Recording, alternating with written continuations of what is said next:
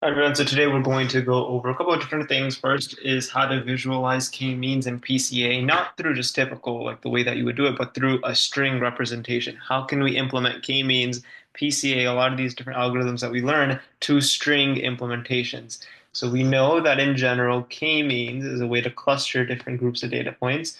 First, we start with a random initiation of the clusters. So we have these groups of data points. We're randomly assigning, like, let's say three clusters everywhere. And then we're saying, what are the centroids? What are the closest points to each of those centroids? And then we're assigning by Euclidean distance, and then we're assigning those points to those centroids. So first, we start with a random assignment of the centroids, a random assignment of k centroids. Then we group the data points by Euclidean distance to those k centroids, to the k centroids, to the k centroids. Then we see,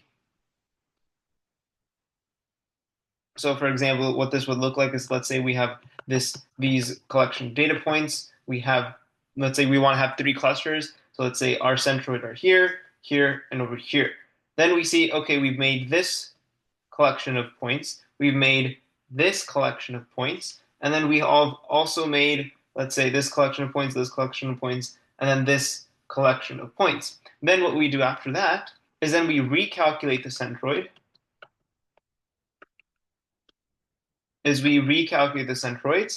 of each of these, and then we assign the data points again. Assign the data points again. And then so then we have new centroids. And then whenever we get to a point where our assignments of the points do not change, then we have reached convergence. Then we do not need to run the algorithm again. So what K-means is doing is it's taking these groups of points, it's minimizing the Euclidean distance within each group or each cluster, and it's maximizing the difference between the individual clusters. So it's maximizing the difference between cluster one and cluster two, but it's minimizing the difference within the groups of data points. So that's what k-means is doing, is it's maximizing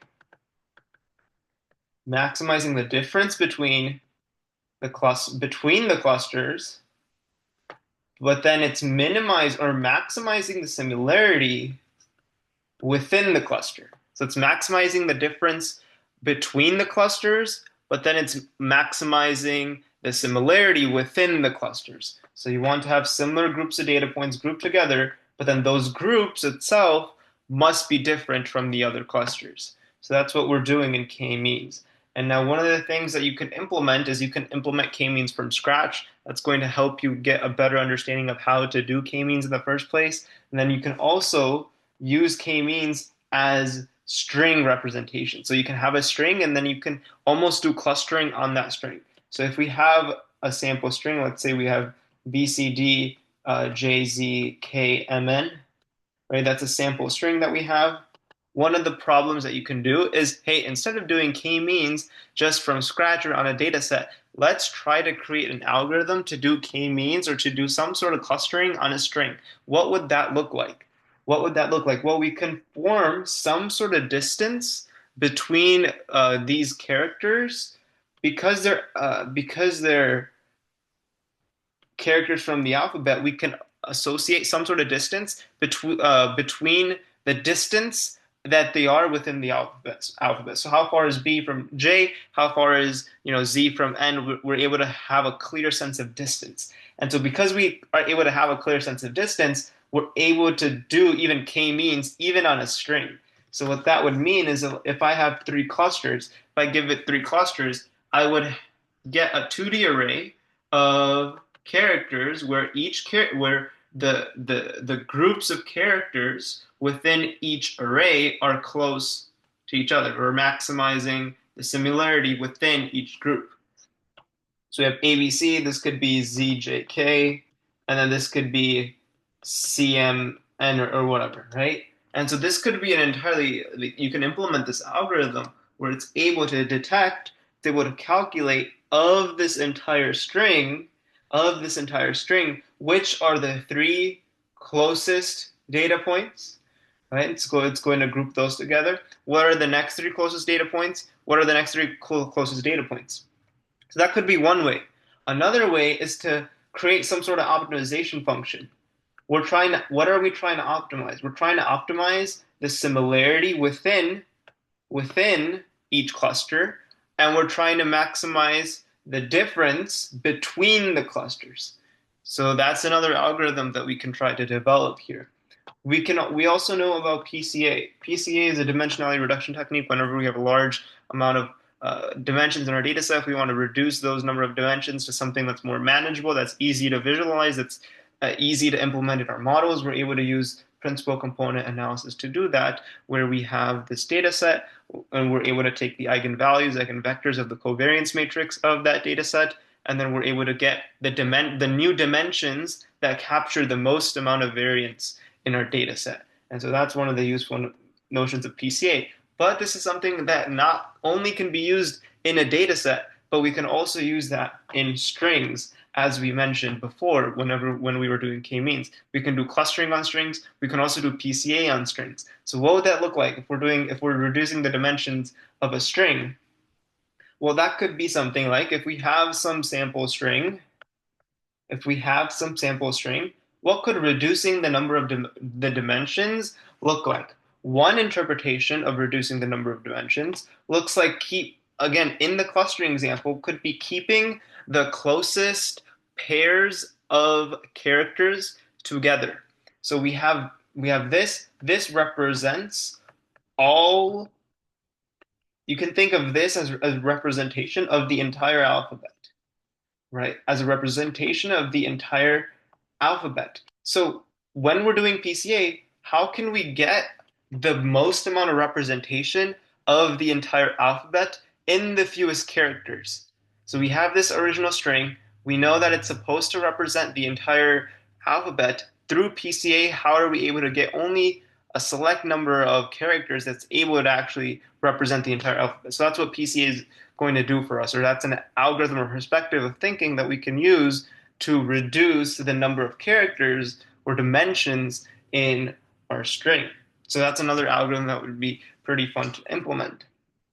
And then we can also extend this to even numbers. If you have collections of numbers, obviously you can do k-means on those, but you could also do PCA on those, and you can create many of these different problems that you can think about through that. Next, if we go into multi-threading, so a thread, you can think of a thread as a single line of execution. So any sort of task that you're doing on a computer, in an analogy, could be any general task that you're doing. That line of execution is considered one thread. Now, obviously, if you want to do multiple things at the same time, you need multiple different threads. And so, especially when you're working on whether it's large complex data sets, whether you want to perform many tasks simultaneously, you need to have multi-threading for efficiency. But one of the things about multi-threading is that when you incorporate multiple different threads and they're trying to access the same resource, then that is what we call a race condition. So if we have multiple of the different threads, let's say this is thread A, this is thread B, and this is thread C, right? This is thread A, thread B, thread C. And in your code, you have these three threads, but they're all trying to reach to the same resource. Let's say they're all trying to reach and change this one variable X. Now, the thing about multi-threading is only one of them will reach there. So if one of them reaches there before B, so let's say if thread A reaches there before B, or thread C reaches there before B, right? Then they're not going to have the opportunity to make the change that they want. And so one of the examples that you can do is if this represents X and you have three different threads, right? That's supposed to, let's say, add one. Let's say they're all supposed to add 1 to X, and they're all supposed to do this, let's say, 1,000,000 times. You're not going to get 3 million result at the end of doing this entire process. And the reason is because this thread might get there before thread B. So thread B is not going to have an opportunity to make the change. Thread C might get there before thread A. So then thread A is not going to get the opportunity to make that change. Whichever thread gets to the resource first is going to have the opportunity to make that change. So this is one of the disadvantages that we have of threading, is that when we have multiple of these different threads trying to access the same resource, right? That's what we call a race condition. That means we're not able to get our desired goal. So what's the solution to this? The solution to this is what we call implementing locks. And what a lock will do is it will acquire and release that resource, right? So when we have locks, it's going to prevent race conditions. It's going to prevent multiple of these different threads reaching the resource at the same time and using the resource at the same time. So what this will happen is, let's say thread A reaches variable X or the resource X. What's going to happen is thread A is going to acquire the lock. And what that is going to do is only thread A is going to be able to access the resource. Thread B and C will only be able to access the resource after A has been able to access the resource and release the lock. So after A enters the resource, uses the resource, makes the change, and then only after thread A releases the lock can then thread B access the lock, right? Thread B accesses the resource, acquires the lock, releases the lock. Then thread C is able to acquire the lock, access the resource, and then release the lock. And so locking is a very critical concept and tool that we're able to use in order to make sure that multiple threads do not access the resource at the same time. Next, when we look at Markov chains, so we know that Markov chains are a representation of the probabilities of state I going to state J. So a very, very simple example could be the weather, or could be behavior on a day-to-day basis, or something like that, where you have different states, you have different probabilities of achieving those different states, and you're able to represent that in a matrix form. So for example, if we have, let's say, state A, state B, state C, probability of going from state A to state B is 0.7, B to C is, let's say, 0.3, C to A is, let's say, 0.5, and then let's say B to, so let's just see what this looks like. So we have A, B, C. So this is the starting state. We have A, B, C. Right, this is our Markov transit. It's also called transition probability matrix, where it's going to represent the probability that you're transitioning from state A to state B. So state A to itself could be, let's say, 0.2, state A to state B, 0.7, state A to state C, 0.1, and so on. You have these transition probabilities. And one of the things that you can do with Markov chains or transition probability matrices is, because they represent the probability of you going to the next state, you can also use that to get the probability of you going to state A, for example, in the next 2 steps, or in the next 3 steps, or in the next n number of steps. You're able to get the transition probabilities for any number of steps simply by multiplying the transition matrix by itself or taking powers of the transition matrix. So for example, if you want to get what's the probability of getting to state A, going from state A to state A in 3 steps, what you would do is you would take this transition probability matrix, raise that to the power of 3, so multiply to itself 3 times, and then the value in 0, 0 would give you the probability that in 3 steps, you'll be able to go from state A to state A again. So that's the beauty of having Markov chains. You're able to multiply these different transition probabilities. You're able to get to a greater understanding of how behaviors will change over time, how states will change over time. One of the characteristics of Markov chains is what we call stationary distributions, which means that we know what the transition probability will be from one state to the next state. But what if we want to figure out what's the long-term behavior? Does this chain ever converge to a stationary distribution? We're able to get that through Markov chains by taking eigenvectors. And the thing about eigenvectors is when you multiply this eigenvector by the matrix, you get only a scalar transformation of that eigenvector. So you get some integer times that eigenvector. You get some integer times that eigenvector. And so this eigenvector is going to represent that stationary distribution, is going to represent that stationary distribution. Over the long term, this Markov chain will approach that stationary distribution, right? So the transition probabilities themselves represent from state to state what the probability will be, but to get the long term probability, that's what we refer to as stationary distribution. We're able to get that through eigenvectors. And now let's talk a bit about time series. So when we typically think about time series data, there's a couple of different things we want to consider. First, we want to consider is trend, then seasonality, and then we have this other error portion. Now, when we have this trend, this refers to the general pattern of our data set, whether there's a general increase, general decrease. That's pretty self-explanatory. Seasonality is when we refer to as these different systematic patterns within the data set, whether it's every year, every quarter, every couple months. We're able to see that fixed pattern in our data set. And that's what we refer to as seasonality.